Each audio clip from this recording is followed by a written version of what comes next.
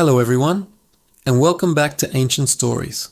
Today we're journeying into the shadows of the past, uncovering the strange, forgotten rituals the cultures around the world once practiced but are now shrouded in silence. These aren't the grand ceremonies you read about in history books. These are the peculiar, deeply personal, and sometimes baffling customs that reveal a side of our ancestors we rarely get to see. What hidden beliefs drove these practices? And why did they fade into obscurity? Get ready to explore the rituals that time tried to forget.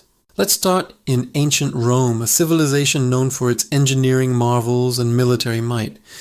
But beneath the surface of their orderly society, there were some truly unique beliefs about life and death.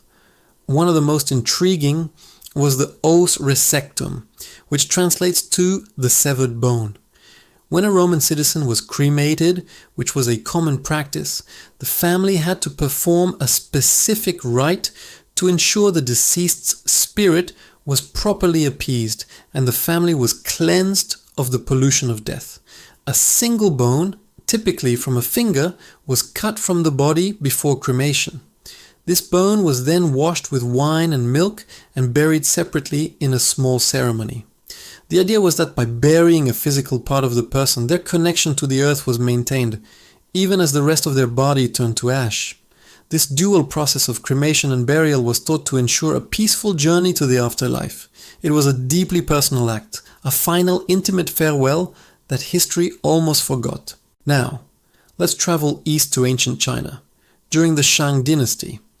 Here we find a fascinating practice involving oracle bones. These weren't just for predicting the future. They were a direct line of communication with ancestors and deities. A diviner, often the king himself, would carve questions onto a turtle shell or the shoulder blade of an ox. The questions could be about anything.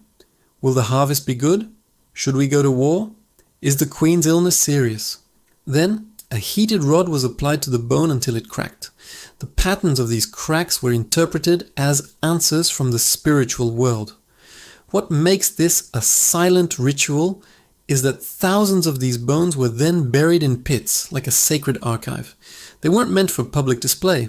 They were a private, royal conversation with the gods, a record of the dynasty's deepest anxieties and hopes, hidden from the world for over 3,000 years until they were accidentally discovered in the late 1800s. From China, we move to the rugged landscapes of ancient Scandinavia, home of the Vikings.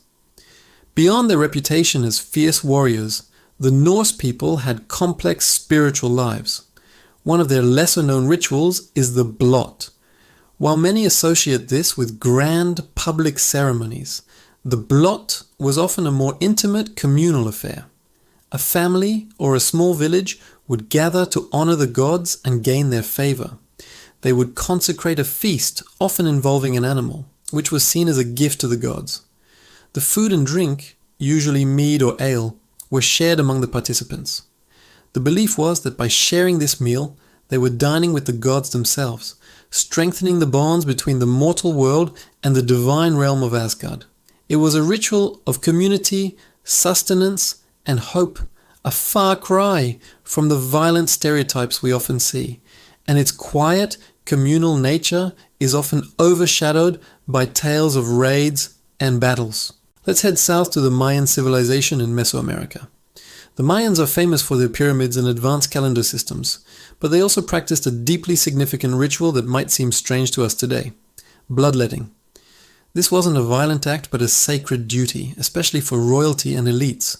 They believed that blood contained a life force, or chulel, that was sacred and could nourish the gods. Using sharp objects like obsidian blades or stingray spines, individuals would pierce parts of their body, like the tongue or earlobes, to offer their own blood. This precious offering was collected on paper, which was then burned. The rising smoke was believed to carry their prayers and nourishment directly to the gods. This was a personal sacrifice, a way to maintain cosmic order and ensure the continuation of the world. It was a silent, personal conversation with the divine, written in one's own life force. Our next stop is ancient Egypt, a land synonymous with mummification and pyramids. But there's a quieter ritual that speaks volumes about their view of the afterlife: the opening of the mouth ceremony. After a mummy was prepared and placed in its tomb, a priest would perform this crucial rite. Using special instruments, the priest would symbolically touch the mummy's mouth, eyes, nose, and ears. This act was believed to magically reanimate the deceased's senses in the afterlife. It allowed the spirit, or ka, to speak, eat, see, and hear again. Without this ceremony, the deceased would be trapped in a lifeless state for eternity, unable to enjoy the offerings left for them. It was the final, essential step in ensuring a successful journey to the field of reeds, the Egyptian paradise. This ritual was performed in the privacy of the tomb, a final intimate act of care before sealing the deceased away from the world of the living. Let's journey to the Celtic tribes of ancient Europe.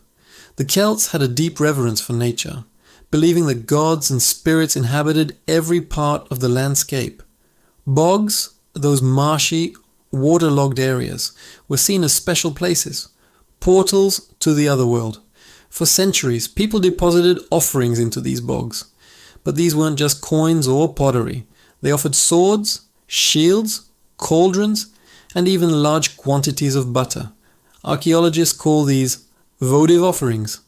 The act of placing a valuable item into the bog was a silent, irreversible gift to the gods. Once an object entered the bog, it was gone forever, consumed by the earth. This wasn't about showing off wealth. It was a private transaction with the divine, a quiet prayer for protection, fertility, or success, entrusted to the keeping of the earth itself. The sheer variety and value of items recovered from bogs show how widespread and important this silent tradition was. Finally, we go back to ancient Greece, the cradle of philosophy and democracy. Amidst the grand temples and public festivals, there were the Eleusinian mysteries. This was one of the most famous secret religious rites of the ancient world. For nearly 2,000 years, initiates would travel to Eleusis, near Athens, to participate in a multi-day ceremony honoring the goddesses Demeter and Persephone. What happened during the climax of the ritual was a closely guarded secret. Initiates were sworn to absolute secrecy, and the penalty for revealing the details was death.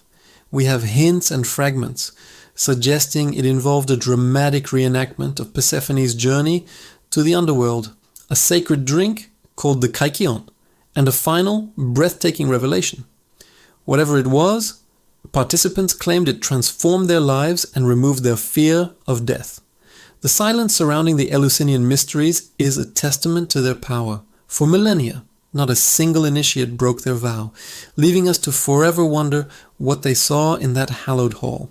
These rituals, from burying a single bone in Rome to the secret rites at Eleusis, show us a different side of our ancestors. They reveal a world where the line between the physical and the spiritual was thin, where personal acts of devotion could influence the cosmos, and where some of the most profound experiences were meant to be kept silent. These practices faded away, replaced by new beliefs and changing societies, but they leave behind intriguing clues about the diverse ways humans have sought meaning and connection throughout history. Thank you for joining me on this journey into the silent rituals of the past here on Ancient Stories. What do you think these rituals say about the people who practiced them? Let me know in the comments below.